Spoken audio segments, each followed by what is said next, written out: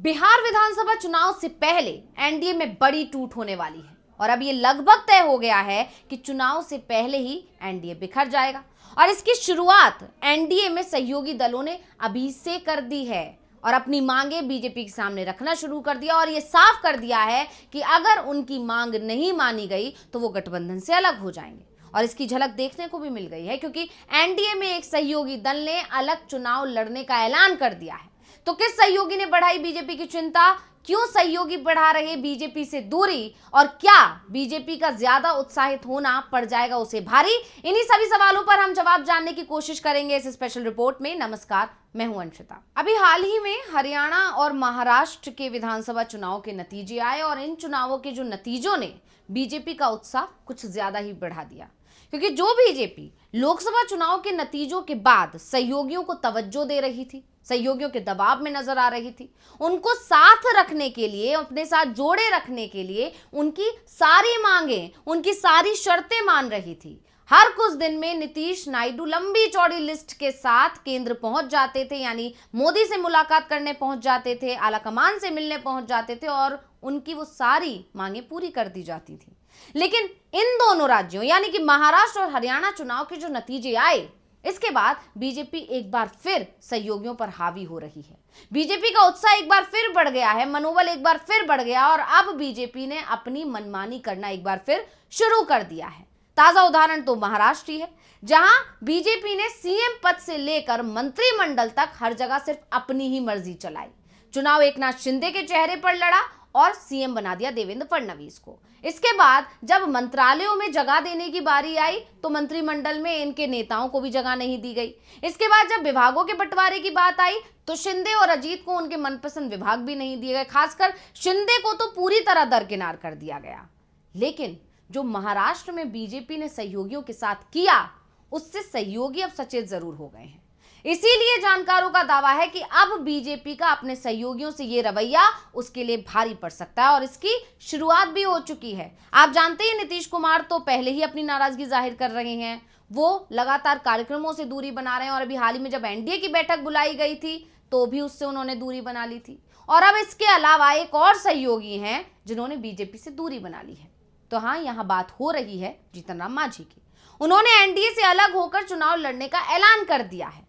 तो मांझी के इस ऐलान ने अब जानकारों के कान खड़े कर दिए हैं कि ये शुरुआत है। क्या अगर मांझी की तरह दूसरे दलों की बातें भी बीजेपी ने नहीं मानी तो क्या वो भी बीजेपी का साथ छोड़ जाएंगे? तो अब यहाँ ये सबसे पहले जानना जरूरी है कि मांझी ने कहां पर चुनाव लड़ने से मना कर दिया है बीजेपी के साथ मिलकर और मांझी की आखिर मांग क्या थी। तो आपको बता दें कि हिंदुस्तानी आवाम मोर्चा सेकुलर ने एक घोषणा की है कि पार्टी आगामी दिल्ली विधानसभा चुनाव अकेले लड़ेगी।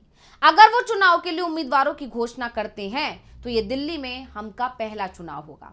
विशेष रूप से जनता दल यूनाइटेड, जेडीयू और तत्कालीन अविभाजित लोक जनशक्ति पार्टी एलजेपी ने पिछला दिल्ली विधानसभा चुनाव भाजपा के साथ लड़ा था। हम बीजेपी के नेतृत्व वाले एनडीए का हिस्सा है। हालांकि हिंदुस्तानी आवाम मोर्चा को दिल्ली में गठबंधन के अंदर सीट मिलने की संभावना काफी कम है। पहले माना जा रहा था कि केंद्रीय एमएसएमई मंत्री जीतन राम मांझी की पार्टी हम दिल्ली में बीजेपी के साथ गठबंधन कर चुनाव लड़ सकती है। इसके लिए हम लगातार बीजेपी के संपर्क में थी। हालांकि अब बताया जा रहा है कि साथ मिलकर चुनाव लड़ने को लेकर भगवा पार्टी की यानी कि बीजेपी की ओर से कोई सकारात्मक प्रतिक्रिया नहीं मिली है। नतीजतन जीतन राम मांझी ने घोषणा की है कि उनकी पार्टी स्वतंत्र रूप से चुनाव लड़ेगी और पार्टी ने यह भी कहा है कि दिल्ली विधानसभा चुनाव के लिए उम्मीदवारों की सूची उनकी तरफ से जल्दी घोषित की जाएगी। हमके सूत्रों ने यह भी खुलासा किया कि उन्होंने कई बार बीजेपी नेतृत्व से संपर्क करने की कोशिश की, लेकिन बीजेपी की तरफ से कोई जवाब ही नहीं मिला, जिसके कारण उन्हें अकेले चुनाव लड़ने का फैसला करना पड़ा है या उन्होंने अकेले चुनाव लड़ने का फैसला कर लिया है। तो अब यहाँ पर कहीं ना कहीं हमके नेताओं ने यह भी मैसेज देने की कोशिश कर दी है कि बीजेपी का रवैया अब सहयोगियों के लिए ठीक नहीं है। वो सहयोगियों को अब वो तवज्जो नहीं दे रही है जो वो लोकसभा चुनाव के नतीजों के बाद दे रही थी। अब बीजेपी आलाकमान सहयोगियों से मिलने तक का समय नहीं दे रहा है। और इसके साथ ही मांझी ने यह भी साफ कर दिया है कि बिहार विधानसभा चुनाव में उनकी पार्टी 30 सीटों पर चुनाव लड़ेगी।